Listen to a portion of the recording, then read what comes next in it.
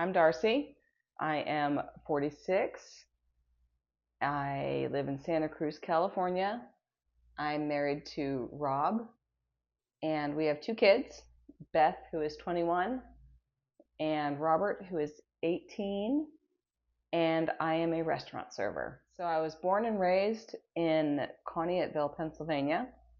It's this tiny little Four Corners kind of place in northwestern PA. I come from a family of worker bees and farmers. My dad's family were farmers. My dad was kind of a jack of all trades, master of none. He kind of did whatever came along. He changed tires at Montgomery Ward's. He ran deliveries for a business supply company. He was a security guard at the hospital. My mom worked at the hospital for most of my life in central processing. Basically, she sterilized surgical instruments. Before that, she was a receptionist at a dental office. But it was just a real nose to the grindstone kind of family and community. So I was raised to be a worker bee, and that's who I just sort of became. Started working when I was 19 and haven't really stopped, actually. I've been in customer service for better part of the last 25, 26 years. Growing up, I was into kind of every activity school had to offer. Yearbook, Spanish club, all of the bands and choirs, anything music related, I was in it, mostly because of my piano playing ability. I played a lot of instruments, and I think that's kind of why they let me in the choir too, because I could play piano, not because I could sing, because I can't. Uh, but I played volleyball for a while. I was a cheerleader. I helped with sports. I was in the drama club to help student direct and help with background stuff. Um, I was just super involved academically, athletically, anything that kind of kept me distracted after school. Um, there wasn't much I wasn't involved in, and I was kind of friends with everybody. I was friends with the nerds. I was friends with the band people. I was friends with the outcasts. I was friends with the popular people. I mean, it was a very small town, so all of the groups kind of blended together. But uh, yeah, I was a very involved kid. There wasn't much I wasn't interested in. Right out of high school, I went straight into college. I went to Slippery Rock University. I graduated in 4 years. I started off as a psych major, quickly decided that that was pretty boring within a year. And my English professor, Dr. DeMarco, convinced me that I had a pretty good knack for writing and that I should join the English department. So I did. With a degree in technical writing, it's a specialized English degree. And when you tell people that, it made a lot of sense in 2002 what that was, when it was. It pertained a lot to the whole blossoming of the internet age and all the software startups and everything that was going on in Silicon Valley, which was really great considering where I was about to move and everything that was going on in my life at that time, um, because I had really strong prospects for gainful employment, because technical writers were the people that wrote software manuals and grant proposals and user manuals, stuff like that, that were really a big deal back in the early aughts. So when I moved out here, not too long after graduation, I came out here with high hopes. And you might be asking yourself, if you ended up waiting tables, why'd you get a college degree? That is because when I was coming up through high school, where I'm from, when you are a freshman in high school, they take you to this other school in another town, and it's called VOTEC, Vocational Technical School. And they give you a tour, and it's really common in small blue-collar places like that, because most people that graduate from schools like that end up going into a trade of some sort. And where I'm from, most kids go into tool and die, primarily because channel lock is in a town, the next town over. And tool and die is one of the things they teach you there. And when you graduate from this school, it could be tool and die, it could be childcare, early childhood education, it could be, I think you can get like some sort of accounting type deal. There's all different kinds of certificates you could get that could send you right off into a job as soon as you graduate high school. Automotive stuff, cosmetology, which was actually something that I was moderately interested in before that tour and after. And when I approached my mom about it, she said, absolutely not. You're going to rise above what the rest of us did, and you're going to go to college. And there was no further discussion on that. So off to college I went with no real concrete plan about what I was going to do. I picked psychology because one of the nicest people I knew in high school, and as far as administration went, was Mrs. Dean. We called her Mama Dean. She was actually our home ec teacher, but she was also our guidance counselor. And she was tough as nails, but she also took so many of us under her wing, that to this day, I mean, the woman's been retired for like 30 years, and we're all friends with her on social media. We still call her Mama Dean. This woman was fantastic. I had asked her before graduation what kind of degree you have to become a high school guidance counselor. And she said she got a psychology degree. And I just kind of took that and ran with it because I didn't know what else I wanted to do. But I knew that she helped kids. I had needed a little help in high school because my dad passed away when I was 16, and my mom kind of put me out to sea a little bit. It's a different story and not pertinent. So, but she was helpful. And so that's what I went to college for. And like I said, that turned out to be boring. So anyways, I didn't really have a concrete plan in college, except that I needed to get a degree and graduate.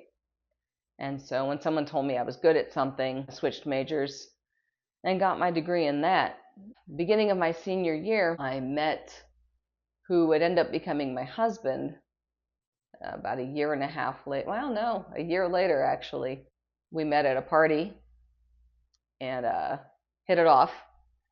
We talked for a couple months on the phone. He was actually living out in California at the time, and he quit his job, moved back to Pennsylvania to be with me, and by the following April we were engaged, and the October after that we got married, and that was in 2002.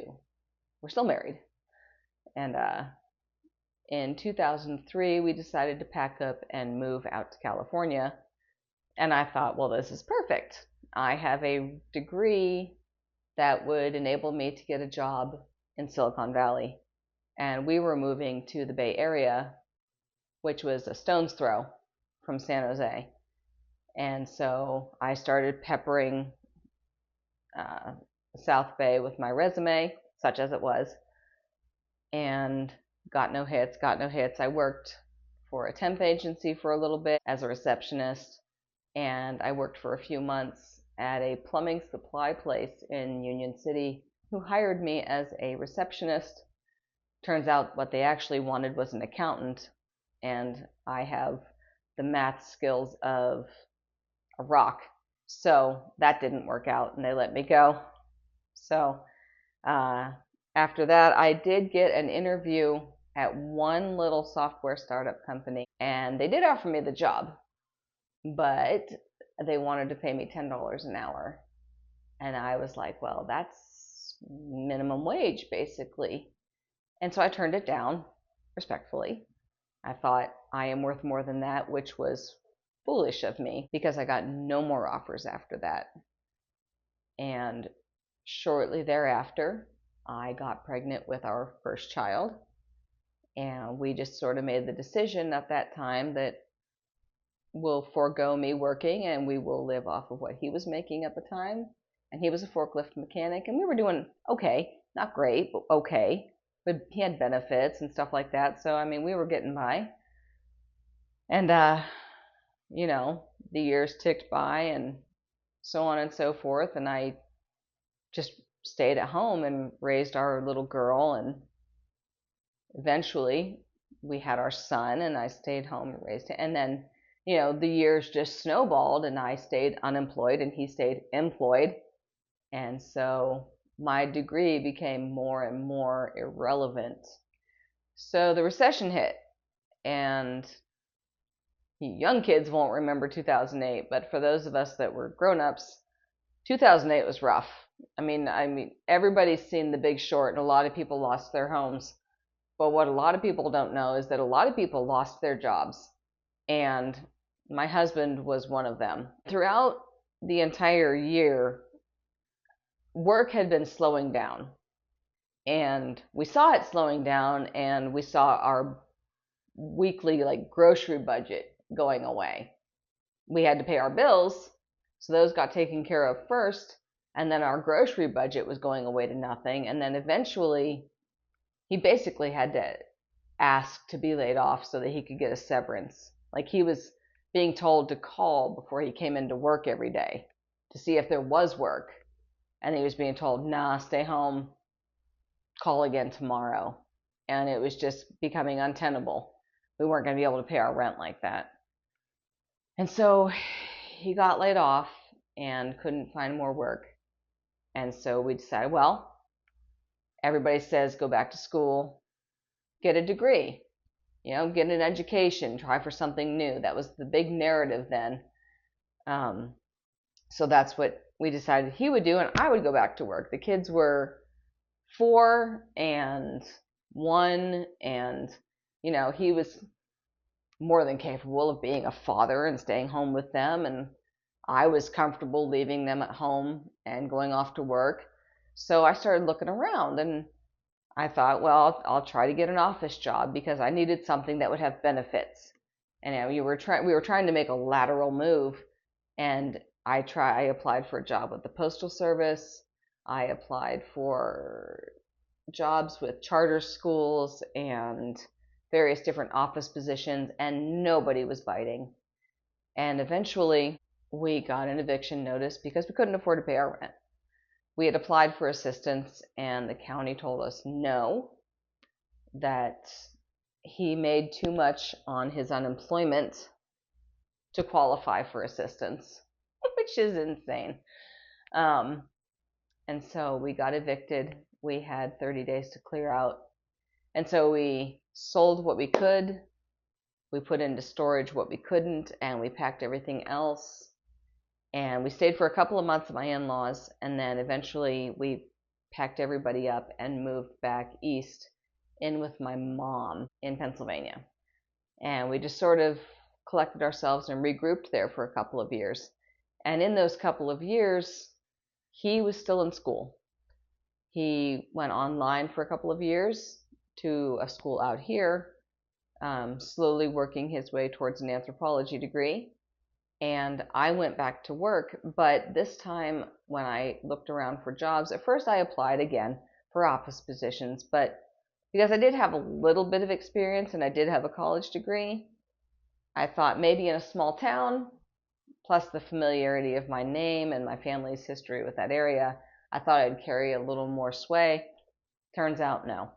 So I started applying for restaurant jobs because I did have experience in that. I'd worked in restaurants through college, and that wasn't that long ago. Like, I was 29, I think, when we moved back there, and the last restaurant or customer service position I'd worked in, I was 23. So that experience was fairly fresh, and ended up getting a serving position at a local Pizza Hut, which was a terrible job, but it was a stopgap, and it paid some bills, and it kind of got my name back on the employability map.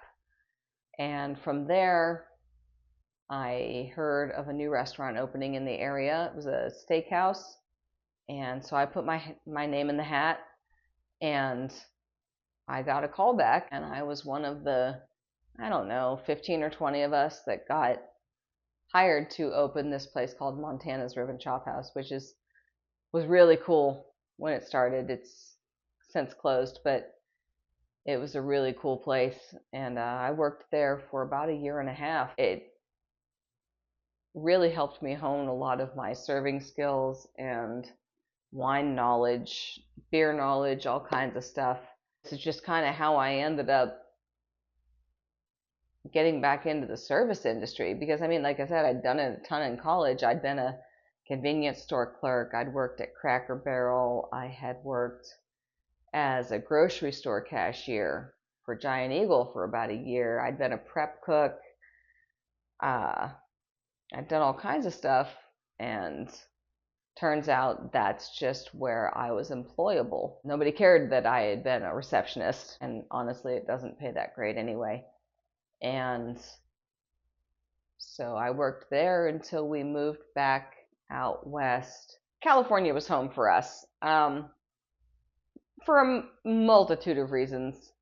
Number one, we just loved it here. The climate, the people, the open-mindedness, um, and we really wanted to raise our kids out here. So we packed up, we drove out here, we settled in Santa Cruz. I got a couple of jobs waiting tables in San Jose, one at a place called Scrambles, which was a breakfast lunch place in South San Jose that was fairly new. I think it had been open like a year and a half, 2 years when I joined them. And another place called Flames, which was in downtown San Jose, right next to San Jose State. Also a fairly new restaurant at the time. And my husband was still going to school. He was wrapping up his anthropology degree. He was still in community college, but very shortly thereafter transferred to UC Santa Cruz. So I worked those two jobs for 10 years. I would work the breakfast shift 5 days a week. I worked the night shift 3 days a week. And those 3 night shifts were doubles for me because I would work at the breakfast place in the morning and I'd drive over to the other place and work there at night. And those were some really long days. I'd work from 7 in the morning till 3 in the afternoon, get about an hour and a half off to eat dinner, and then jump on at 5 o'clock at the night place and work till midnight, sometimes later, and then I'd drive home. And this is not to discount the days that I would go home and then start pulling mom duty, because when we moved back here, the kids were 7 and 4.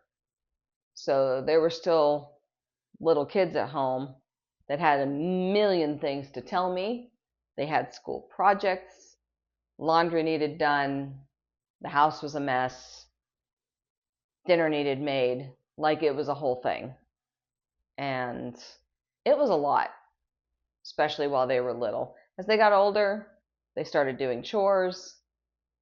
But my husband was in school, and he was busy shuttling them around, and eventually became a Little League coach, and we both became Little League volunteers. We were on the board, and that just added to our plate, and we loved volunteering with them. Like, Little League was super rewarding. But we were busy, and I was working 40 plus hours a week, then coming home and dealing with the house and the kids and everything else that comes with having a young family. It was a long 10 years, and then the pandemic hit, which brought everything to a screeching halt for me as well as the rest of the world.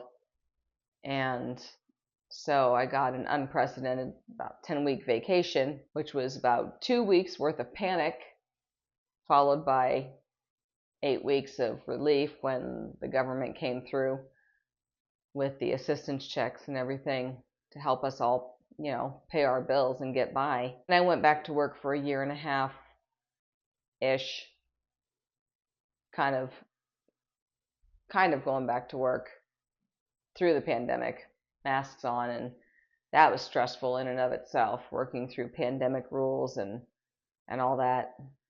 But then I decided, something's got to give here. I can't, working for these restaurants was stressful enough, and both of the restaurants were starting to fail because they'd changed hands and the new owners just didn't care. And my husband and I were out for breakfast at a local spot one day, and I was like, if this place is ever hiring, I am immediately sending my resume. And I am not kidding. Later that afternoon, that place posted an ad on Craigslist that they were hiring servers. And I swear on my life, I manifested that. And I sent my resume in, and I got an email or a phone call, I can't remember which, like the next day. And I have been at that place now since 2021. And I also got another job at another semi-local place right around the same time as my part-time night gig. So I managed to quit working in San Jose right about the same time so that I could work locally. And that ended my mountain commute of 10 years. And now I've been working locally for the last almost 5 years now. It's been a huge relief. And it kind of coincided with the kids growing up and kind of moving on with their lives a little bit. Both of them are in college now, and they both drive, and neither of them need us quite as much. So yeah, it's turned out pretty good. With all that said, I've realized serving is just what I do. The cosmetology thoughts are way in the past. My degree nobody cares about, and some people, when you tell them I have a technical writing degree, you have to explain further now, because that's nobody cares, nobody knows what that is. And what do you mean software manuals? Because it doesn't come on a CD anymore. They think it's a teaching degree. Anyway, yeah, I'm a server now. That's my career. I've been doing it for 20 some years overall. I've run the gamut of experiences as a server. I have helped with wedding proposals. I have seen breakups. I have seen people get fired. I saw one guy when I was working in San Jose. He just sort of sat down in my section. He wasn't sat. Nobody sat him there. He just sort of sat down, and I greeted him and I was, "Can I get you anything to drink?" And he just kind of looked at me and he was like, "I just got fired." I was like, "Oh, sorry to hear that." He goes, "Yeah, I worked for the mayor of San Jose, and yeah, they just fired me. I don't know what I'm gonna do." And you don't know how to react to that. You just kind of stand there. You just let people talk, and it's kind of that way. No matter what's going on in a customer's life, you sort of become you know how like in Fight Club they talk about single serving friends. You are like a single serving therapist. Like, you become a complete unknown that they can say anything to, and it kind of doesn't matter, because they will probably never see you again, and so they can just sort of offload on you. And that's what that guy did that day. And that happens all the time. We've had customers come in and tell us they've been diagnosed with cancer. I had a couple of experiences where, especially one that's really sticking out in my head because it happened fairly recently in the last few years, where a couple I knew that were regulars of mine, I noticed that the wife wasn't looking too good. She was starting to look a little gaunt. She was starting to lose weight. And then finally she told me that she was dealing with breast cancer. And it was stage 4. And I was like, "Oh, so I'm so sorry to hear that." And then I just watched her deteriorate. And eventually, the one day she came in, and she was struggling really bad, even just to get on into her seat. And she told me that they'd come in that day specifically to tell me how much they really enjoyed knowing me, and how much she enjoyed meeting me and having me as their server, but that she was ceasing treatment, and she died shortly before Christmas that year. But the silver lining And the upshot of that was that her husband didn't stop coming in for a while with his sons, his grown sons. And then in the last few months, he started coming in with another woman. And it's been probably a year and a half since his wife passed away. And he started dressing a little spiffier, and he lost a little weight, and he started seeing someone new. And it's just nice to see the circle of life in this job. And I've seen families grow. Family I used to wait on in San Jose, when they first started coming into our restaurant, they had two kids. A little girl who was probably 3 or 4, and then a baby. And the last time I saw them, I think they had 8 kids, 7 or 8 kids. Pair of twins, maybe 2 pair, I don't even know. There were so many kids. We've seen graduations, bachelorette parties, weddings, baptisms, just the whole thing. I remember we used to see a whole lot of big events in San Jose because we had a banquet facility, so we'd get to see mariachi bands come through and wedding receptions, and just you get to see a whole lot of life happen as a server. It's kind of a gift, really. And a lot of people don't talk about that, how much you get to watch transpire kind of as a fly on the wall.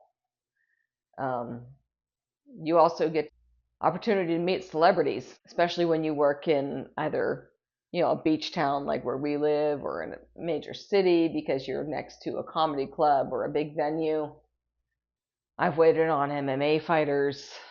I've waited on Hollywood people. I've waited on NFL stars. A lot of them really good people. Some of them not so good. The not so good, I don't want to name drop, but Vernon Davis, not so good. He would get his meal comped. The guy got a free meal and left no tip.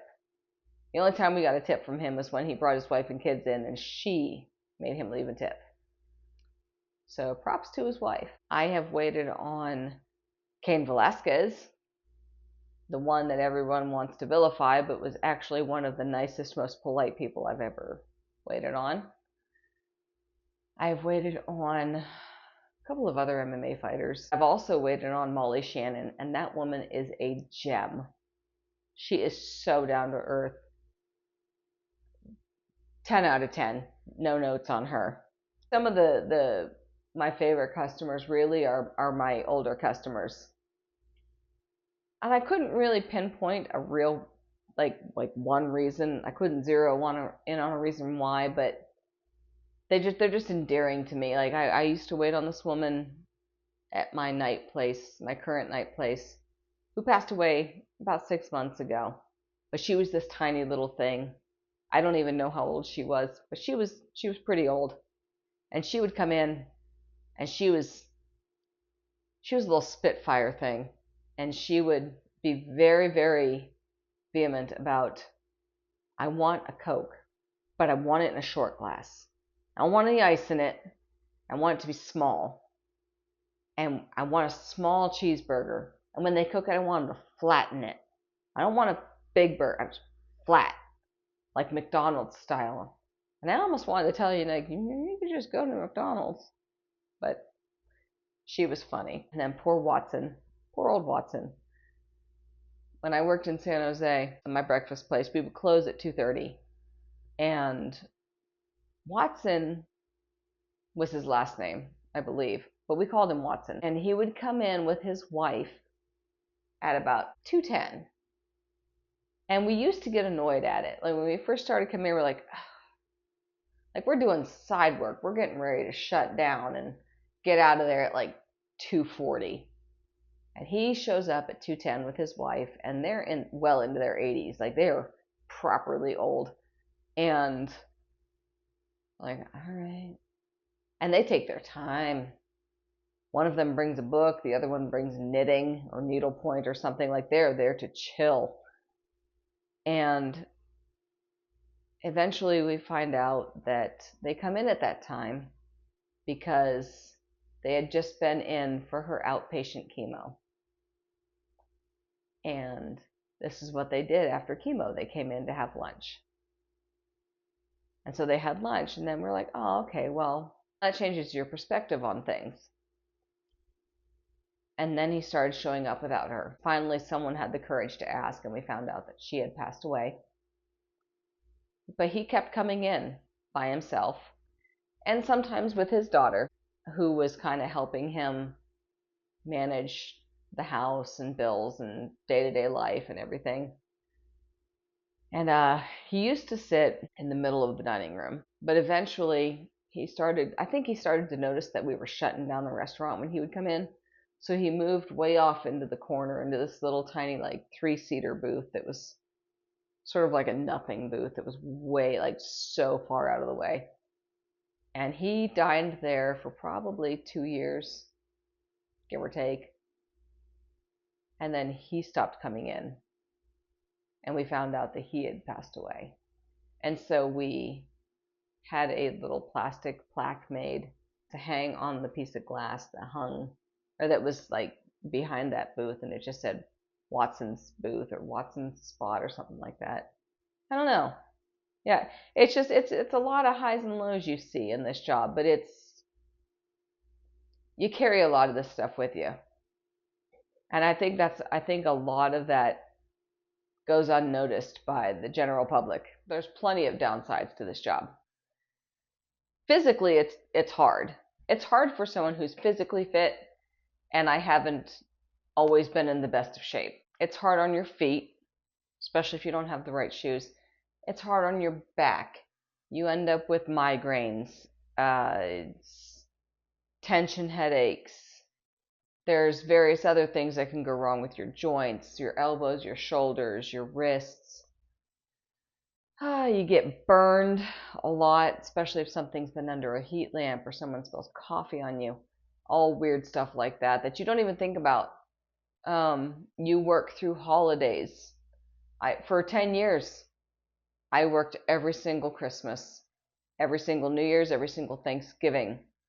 My kids got used to doing Christmas some other day, Christmas Eve, December 26th, whatever day mommy didn't work, so that they could get up and open gifts, or we might open gifts that night.